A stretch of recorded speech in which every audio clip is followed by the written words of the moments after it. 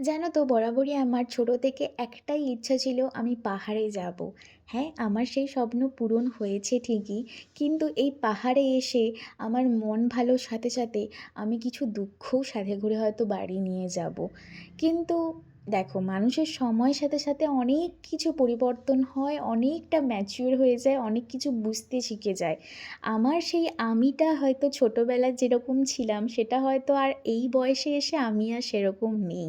অনেকের অনেক কথা শুনি কিন্তু তাদের উত্তর দিই না, কারণ সেটা আমি সময়ের উপর ছেড়ে দিই। আজ তুমি যে কথাটা আমার নামে বলেছো সেটা একবার হয়তো ভেবে দেখতে পারতে যে আদেও কি আমার জন্য ওই কথাটা ঠিক, বা আমার জন্য ওই কথাটা মানায়।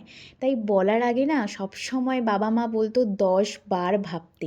হয়তো তুমি এই কথাটার সাথে অভ্যস্ত নয়, তবুও বলবো যে কাউকে জাজ করার আগে না দুবার ভাবতে হয়। আমি ছোট থেকেই কে কী বলল সেই কথাটায় এতটা কান দিই না। তবুও আমি তো একটা মানুষ, রক্ত মাংস দিয়ে গড়া, আমারও খারাপ লাগে। আর যখনই এরকম সিচুয়েশনে পড়ে যাই তখন ছুট্টে আমার একজনেই আছে, তার কাছে চলে যাই, যার কাছে আমি আমার মন খুলে সমস্ত কথা বলতে পারি। সে বুঝেও শুদ্ধ আমার সব কথা। তো সেটাই হচ্ছে আমার মিষ্টি মা। হয়তো তোমরা ভাববে যে মিষ্টি মাকে নিয়ে ভীষণ অহংকার করছি, কিন্তু এটা অহংকার নয়, এটা আমার আত্মবিশ্বাস। আমি জানি আমি কোনো দিক থেকে ভুল ছিলাম না, তো আমার সেখানে পিছপা হওয়ার কোনো কথাও না। তো তোমার কর্মফল তুমি ঠিকই পাবে।